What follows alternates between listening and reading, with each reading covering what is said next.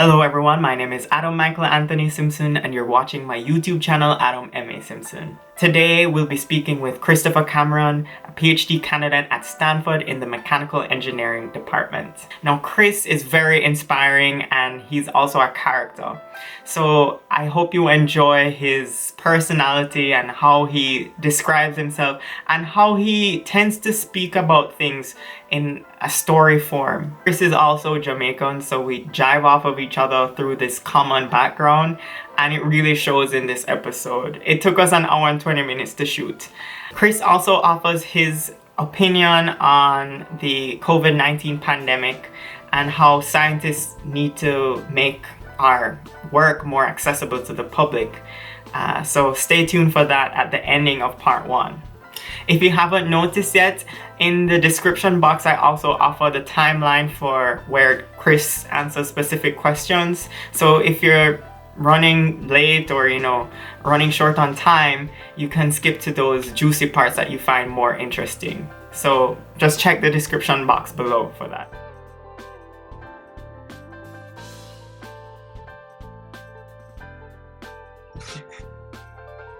There we go. There we go. All right.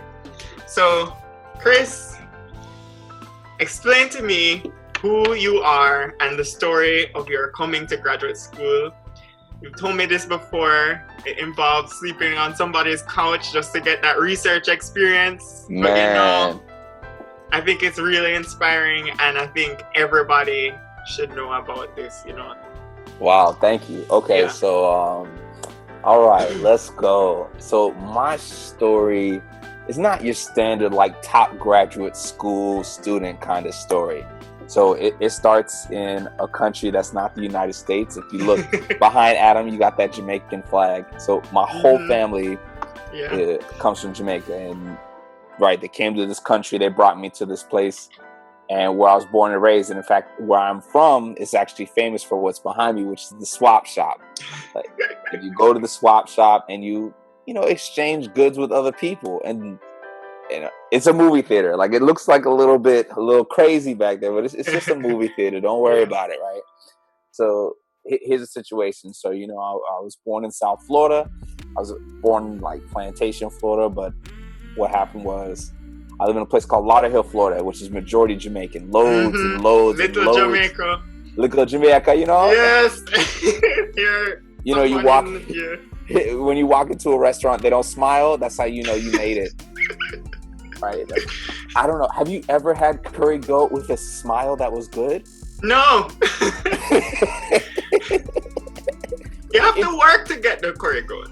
You have to, right? Because you can never just go at lunchtime and be like, can I get curry goat? It's like you're doing them a favor by buying the curry goat from them. Exactly. I want curry goat this time of the morning. They're doing you a favor. Yeah. Right? So that's where I grew up, and I went to a high school, Nova High School, which had actually a lot of black students. It was quite the melting pot of people. Whole bunch of different people, different backgrounds, different cultures, different colors, creeds, all that. Then I went to Pitt, and when I went to Pitt, it was a different story. University of Pittsburgh. Hold on, let me adjust this camera, man. Right. Went to the University of Pittsburgh, and then when I went, the other way is better. When I went because I followed a girl there. There was a girl who I was dating in high school, and I went to Pitt, and I was like, man, which is crazy because apparently Jamaicans just love Pittsburgh because Adam was at Carnegie Mellon. Yes. While I was there, I met someone who changed my life. My friend Ohi, and he said, study with me if you want to be successful. Right. My first semester, I was a 1.9 student. 1.9. Academic probation. Sent a letter home to my mother. She read it, and if you have Caribbean parents, that wasn't a great conversation. Mm-hmm. So what ended up happening was I tried to make this plan to try to figure out how to go to grad school. And so it ended up I had a research position, and my advisor at Pitt said, there's a conference in California you should go. It was in San Diego. And I didn't know anything about California, so I went to California and I bought a flight for San Francisco. Oh. Now, yeah. So if y'all don't know, right, San Francisco to San Diego is a pretty far trip. It's just like, yeah. So I go to San Francisco because now Ohi's at Stanford, and I'm visiting Ohi, and walking around, and I meet this guy named Dave Davidson, who is a researcher in a mechanical engineering lab. We talk for a little bit. He sends me to another professor. I talk to that professor, and I leave out of his room, and he goes, I meet this other professor. His name is Chris, and he goes, hey, my name is Chris. I said, me too. He's like, do you know what I like? Micro hydropower. I was like, me too. He's like, do you want to work for me? And I was like, yeah. And literally he didn't know much about me except for the fact that I was excited about energy systems, and that's what happened. So fast forward, I finally had that experience at Stanford, and I take out more money on my loans, on my private loans in the spring in order to bring some of my mentees up to visit. So I bring my mentees up to visit, and one of them recognizes one of his friends from high school. He's like, Sabre, how you doing? She's like, Darren, what's going on? And I'm like, y'all know each other. And they talk, right? And this becomes important later because I email them and say, look, I know the program starts in June, but I'm really about it. I really want to do great things. Like, can I come early? They email me in April and they're like, are you here now? So I fly up in May and I'm there about a month early, and I didn't have a place to stay because the program didn't start. Yes. So those same people who knew my mentee, who I paid for his flight to visit, I asked them if I could stay at their place, and they let me stay on their couch, on their futon. Wow. Yep. And after 10 days, I finished the project that was supposed to take me 10 weeks. What? Yeah. Wow. If you want to get something done, sleep on futons. So, that's true. Sleep on them futons. Yes. Because you can't sleep. You just do the work. Exactly. And it was so bad that one of my lab mates caught me sleeping in lab on a Sunday afternoon. Wow. And I did well enough that my advisor at the time said, hey man, you really about this? You really trying to do this work? I think you would be a great fit at Stanford. Fast forward, I get admitted, and now I'm in year 6. So, yeah, man, that was my story. That's impressive. So, moving on to the next question. How has your background influenced your graduate career? You said it's already, you have Jamaican heritage growing up in Florida, and you're an athlete in high school. Yeah. Yes, and explain your trajectory to mechanical engineering. When it comes to racism, racism has boundary conditions, right? It involves like some sort of power dynamic with your race. And I tell people, when I grew up, racism, existed. It was prevalent in America, right? I live in America. But there, I didn't feel it as strongly as I did everywhere else in the US. Because you had representation. You're surrounded by... you were in Little Jamaica. I literally was. I mean, I had a black Jamaican dentist. Right. Jamaican doctor, Jamaican dentist, Jamaican lawyers, Jamaican radio stations. And in fact, I was so surrounded by Jamaican culture that the fact that I was born in America was kind of a detriment.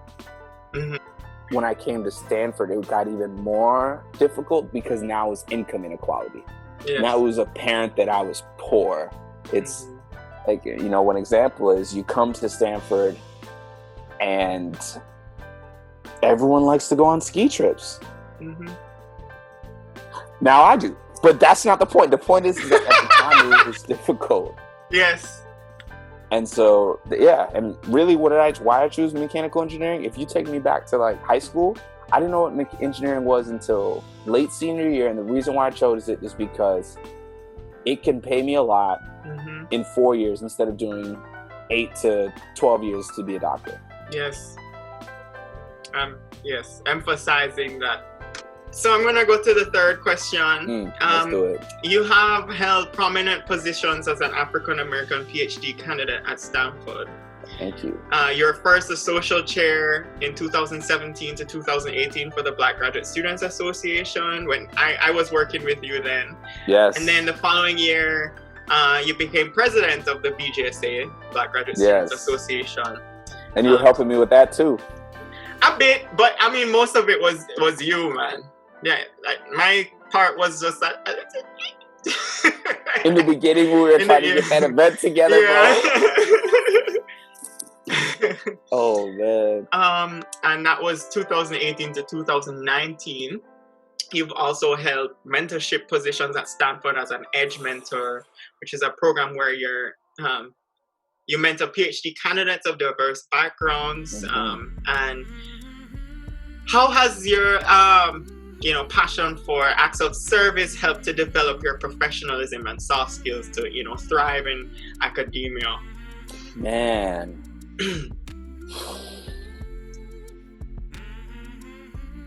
I'd say it's more so the opposite. It's more, how did my background set me up to be able to contribute in those ways? Right? I remember growing up in our community, you didn't go to some carpentry firm to get your table fixed. You call Baris. You call Baris. Yes, I'm Baris. Come. Right? If you need a plumber, you don't go to a plumber store. You call Baris. You got a broken leg, you don't go to the doctor. Oh gosh. Baris, come. Baris, come. And Baris comes in and he always just has like the deepest voice, Jamaican accent. Oh, we'll go out there. Yeah, what? We'll go out there. Yes. You're like, Baris, the table breaks, sir. Little kid come pounce up and down, All right. Give me 10 minutes. You have some curry goat pan house on the stove. And you gotta feed him first. Yes. Get him a red stripe. Yes. Let him play some dominoes with the men of the house. Yes. And he won't fix your table. But he'll try. He'll look at it. And he'll be wearing the standard Jamaican undershirt with a huge beer gut from years of alcohol. The red stripe. Yes. Just, you gotta have a red stripe. They always have to have the red stripe. And, I'm joking about he wouldn't get it fixed because, he would fix it. And if he didn't fix it, you just call Clyde. But... Yeah, Baris and Clyde. Baris and Clyde. Oh, my gosh. And they're always your uncle. Yes. Uncle Clyde. So I grew up in that kind of community where people depended on one another. And for the longest time, I was trying to figure out, is it more so a race thing or an income thing? So a lot of times it comes down with privilege. So if you have a lot of money, you can insulate yourself from working with others. So you don't need to be kind to people for them to help you. That's what happened. All those years of growing up in that kind of environment where we always poured into each other and always helped each other, I wanted to bring that to Stanford. I wanted to bring that for our Black community. I wanted to bring that for the people around me. And then once I helped a lot of Black students, I wanted to help more students of color. And it's not that I want to spread my efforts too thin. Basically, I just tried to do my best to say, okay, if I'm going to help kids who look like me, I have to help at least 2 kids who don't in order to be given the platform. And it's been great for me. So in terms of professional development, it's taught me a lot about people who are different from me, who didn't grow up the way I grew up. And it taught me to be very... Understanding? Or what? Yeah. Say what you were going to say. I was going to say very patient. Oh, okay. Very patient. Hold on. I took this... So I was interviewing for this hedge fund, right? And I took this assessment, this Neuralink assessment. And I basically have to click buttons, and it's a video game. And at the end, they were giving me my review. And apparently, it's supposed to tell how intelligent you are. And I talked to my homeboy, Ohi, and I was like, Ohi, apparently this is supposed to say how intelligent I am. And the things that I scored the highest in were patience, were making the correct decision, or being unfazed by my opponents. And that's how they put it. I scored extremely well. And I don't think that I was just born that way. I think it was learned. Absolutely. I think it comes from growing up in a place that's extremely different from where I have to operate 9 times out of 10. This is the portion where Chris speaks about his opinion about the COVID-19 pandemic. One of the things that hurts me the most is watching what's going on with this pandemic. Let me paint a scenario, right? Because a lot of times for the kids who make it to a top school, this may be their path. Imagine you're a kid. Your mom was a faculty member at Harvard. Your father was an MD, right? And when you grew up in a nice, safe environment. You went to a top private school. You then went to a top middle school. You were one of the tops in your class at that middle school, so much so that you got into this exclusive private school that you needed to have top grades. So you're really great. And you realize, oh my gosh, since my parents are both really into biology, I'm like, you know what? I'm really into biology and I really like this medicine type thing, right? So you kill it in high school. You're number one in your class in this top school. And let's pick a state with a great schooling environment in Boston, right? After that, you're like, wow, this is great. I'm going to go to a top undergrad. So you go to Princeton for your undergrad. While you're there, you absolutely destroy it. You take graduate classes, honors classes, and after 4 years, you graduate summa cum laude in microbiology and chemistry, double majored in chemistry. And you're like, wow, I did so many great things that I want to go ahead and go to graduate school. And you don't just go to graduate school. What you do first is you go work for 2 years and you work in a hospital, let's say Mayo Clinic. And you go ahead and you do great things and you see patients who suffer from a variety of different diseases come in and out of there. And you're like, wow, I'm at the cutting edge of this research. This is so exciting that I applied to an MD, PhD program at Stanford. You get into Stanford and you're one of the best in your class. You're killing it. And after 8 years, you have your MD, PhD. You specialize in microbiology, virology. You were so beast that you end up getting a faculty position at Oxford University. So you literally are just like running the gauntlet of these top schools. And when you're at Oxford University, you go ahead and you kill it for 2 years. And you're like, you know what? I want to really have my career end back where it all started. So you go back to Harvard. And after 30 years of being one of the best virologists in the world, your time has come. The COVID-19 outbreak has happened, and you've been doing coronavirus-related research for the past 20 years of your life. Published in Nature, in Science, you are world renowned. And then they ask you, hello, Mr. Coronavirus expert, can you please speak about coronavirus? And after all this knowledge that you have built up over the years, excuse me. Coronavirus, right? Literally, that's like the that's the perfect moment. Right before the punchline. Right? Put out my buzz, so like literally, right when they ask you, this virus is ravaging our country, what do you think we should do? And after 30 years of research, you say, I think we all should wear a mask and socially distance 6 feet. And the person on the other side of the camera goes, nah, I'm good. That right there is the epitome of what it feels like to be a PhD student in these times. And where does it come from? What was all this digging around? Now I'm going to put the drill in.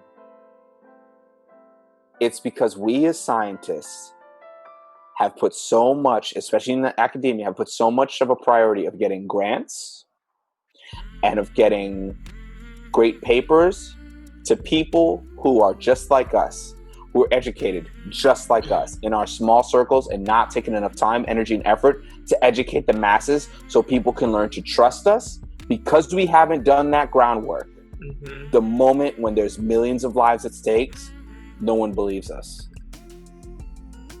I love the idea of having that Instagram. I want as many faculty members to try to speak to the normal public about the work that they do. So that way we do not have this disconnect. It's fine if you lean left or you lean right, but I want you to know that there's a virus that is killing people, and you got to know that it can kill you too. Thanks for watching part 1 of this episode with Christopher Cameron. Stay tuned for part 2 that will be released tomorrow. Please like and subscribe and enjoy.